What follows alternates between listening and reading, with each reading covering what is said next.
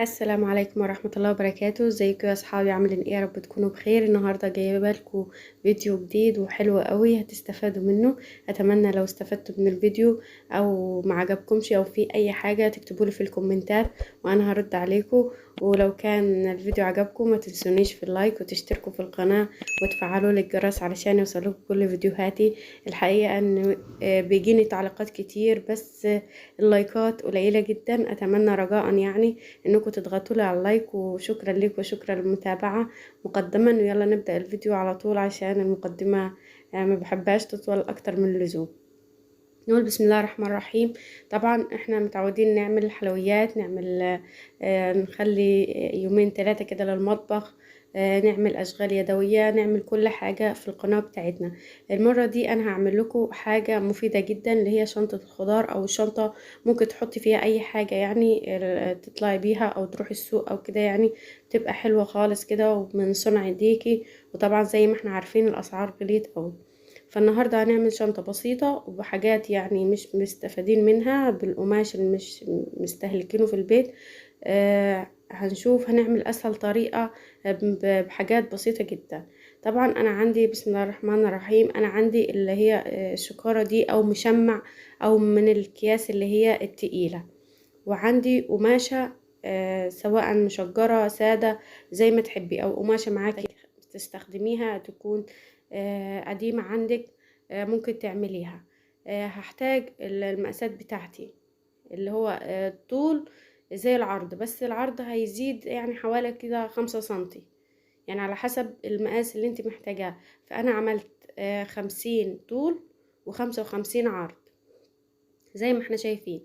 اول طبقة هتكون مكونة من 3 اللي هو المشمع وقماشة من بره والقماشة من جوه اللي هي التبطينة من جوه. هقيسهم بنفس المقاس 55 في 50 سنتي، وهتبقى مربعة عندي بالشكل ده. وعندي برضو سوستة قديمة، طبعا سوستة دي بتاعت شنطة بطانية برضو قديمة برضو انا استخدمتها. بجيب ال3 طبقات اللي عندي، بحط المشمع الاول وبعدين القماشة اللي هي اللي هتكون القماشة الخارجية، وبعدين القماشة اللي هي هتكون من جوه اللي هي التبطينة. هتبقى بالشكل ده، واحط السدسة بين الطبقتين القماش زي ما احنا شايفين كده. هتكون وش السدسة على وش القماشة الخارجية بس كده، وهخيطها وهنشوفها مع بعض بعد ما تتخيط. طبعا ده الوش التاني برضو مشمع وقماشة اللي هي الخارجية والتبطينة اللي هي من جوه. هيبقى مكونة برضو من 3 طبقات. بعد ما خيطنا السدسة طبعا انا الجيب ده انا عاملاه بيكون مقاسه 30 في 25. طبعا بجيب قماشة كده وبخيطها من بره وحطيت فيها الجيب الصغير ده. طبعا القماشة دي انا كانت عندي بنطلون قديم معايا، شلت الجيب من ورا وحطيته على الجيب اللي احنا عملناه بالسوستة بالشكل ده. طبعا ثبت السدسة وبعدين حطيت الجيب، وبعدين حطيته في القماشة اللي هي السادة زي ما احنا شايفين بالشكل ده. بس الصراحة الفيديو بتاع الجيب ده اتمسح مني، ما قدرتش اجيبه صراحة خالص يعني، فزعلت عليه قوي. بس كده انا بحط القماشة زي ما احنا شايفين كده. بعد ما سويتها وخيطت السدسة فيها بساوي قطعة المشمع دي اللي هي الكبيرة، بسويها على قد القماش وبخيط من الجنبين، الجنب اليمين والجنب الشمال، وبسيب الجنب اللي تحت بخيطهم كده علشان بس القماش يثبت معايا من الجنبين. طبعا بشيل الزوايد زي ما احنا شايفين بالشكل ده. طبعا انا كبرت المشمع بحيث انه لو القماشة راحت يمين ولا شمال تبقى المشمع على قد القماش. بس كده ده الجنب التاني. بجيب الوش على الوش زي ما هنشوف دلوقتي بالشكل ده. طبعا هفرد السدسة هنخليها على الاخر. بجيب القماشة اللي من قدام الوش على الوش، وبعدين بجيب من تحت المشمع، وبعدين القماشة التبطينة زي ما احنا شايفين، يعني المشمع والتبطينة وبعدين السدسة وبعدين القماشة اللي انا هحطها من قدام وبخيط. طبعا زي ما احنا شايفين انا خيطت من الجنبين وخيطت السدسة، وهقص باقي الزايد من السدسة زي ما احنا شايفين. بشيل الزوايد، بسويها على قد ما اقدر يعني، بساوي الجنبين وهنشوفها مع بعض كده متساوية وحلوة اوي. دي اهم خطوة، اهم خطوة ان احنا نسويها مع بعض.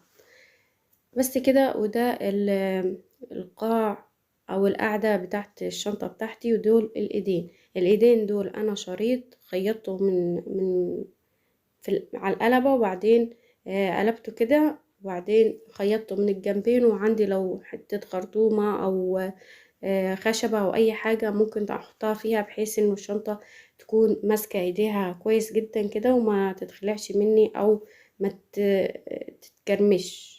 طبعا انتوا فاهميني. طبعا والقاعدة بتاعت الشنطة انا بحط لها، بثبتها بدبابيس علشان برضو تبقى مظبوطة معايا في الخياطة وما تتعبنيش وتروحش يمين وشمال، وهضطر ان انا افكها واخيطها تاني. طبعا بساوي الجنب اللي تحت برضو عشان يطلع متساوي معايا زي ما احنا شايفين. طبعا متساوية جدا، عرض وطول وكل حاجة. طبعا القاعدة انا بسويها على قد الشنطة اللي انا عملتها. طبعا خلاص كده هي صافي 50 في 55. انا كنت عاملاها 52 في 57 علشان الزوايد وعلشان الخياطة. صافي بقت 55 في 50. خلاص كده. بشوف القاعدة عندي وبسويها على قد الشنطة، وبدبس بدبابيس. طبعا القاعدة معايا عاملة 45 في 15. برضو لو حسيت فيها زوايد برضو بشيل، بجيب القاعدة وبطبقها كده نصين، وبشوف النص بتاعها فين وبثبت بالدبوس. طبعا الوش على الوش، بحط الدبابيس داير ما يدور كده علشان برضو اخيطها تبقى سهلة معايا. طبعا الطريقة دي الصراحة هي مش طريقتي، هي طريقة اختي. بتشكر ليها جدا يعني، هي اللي بتعلمني الخياطة وبتعلمني كل حاجة. شكرا ليها قوي، وبقدم لها شكري من خلال الفيديو ده. بقول لها الف شكر ليكي ولاخواتي كلهم، يعني ربنا يبارك لي فيهم ويخليهم لي يا رب كده دايما. بس كده انا خيطت القاعدة زي ما احنا شايفين. طبعا اتمنى لو وصلتوا للمرحلة دي في الفيديو تضغطوا لي اللايك رجاء يعني، وشكرا لكم للمتابعة لحد الان.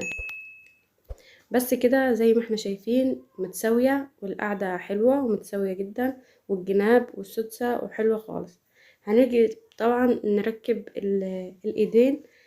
بجيب الشنطة بقيسها، بقسمها على 3 بالشكل ده، بقسمها على 3، والتلت اللي في النص هو اللي بركب فيه الايد. طبعا بسيب حوالي 10 سنتي وبركب الايد، والجنب التاني برضو بعلم، وبعدين بحط الايد وبخيطها. هركبهم وهنشوفهم مع بعض.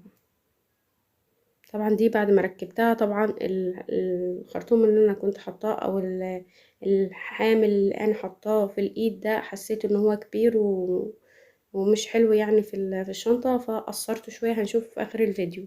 طبعا عندي الخيوط دي بتاعت شنطة قديمة عندي برضو، والحديدة دي فقصيتهم زي ما احنا شايفين كده. احط واحدة يمين وواحدة شمال بالحديدة بتاعتها، وبعدين بركب فيها الايد. برضو هخيطها وهنشوفها مع بعض. بحاول اقصر على الفيديو على قد ما اقدر، علشان الصراحة انا حسيت ان هو طويل وهيبقى اوفر زيادة يعني عن اللزوم. بس كده دي شكلها اهي، شكل الايد بعد ما اتركبت والسدسة، وشكلها حلو قوي يعني، شكل مرضي وانا حبيتها جدا يعني. شايفين الجيوب من جوه برضو عاملة شغل حلو قوي، والحزام الكبير ده اختياري. بس كده، وده كان الفيديو بتاعنا النهاردة. اتمنى يكون استفدتوا منه، وما تنسونيش في دعوة حلوة ودعوة كده لأمي وأخويا ظهر الغيب كده، ربنا يرحمهم يا رب ويجعل مسواهم من الجنة. وشكرا ليكم وشكرا للمتابعة، وأتمنى تشتركوا في القناة لو كنتوا لسه ما اشتركتوش، وتدوسوا لي اللايك. وشكرا ليكم وشكرا للمتابعة، والسلام عليكم ورحمة الله وبركاته.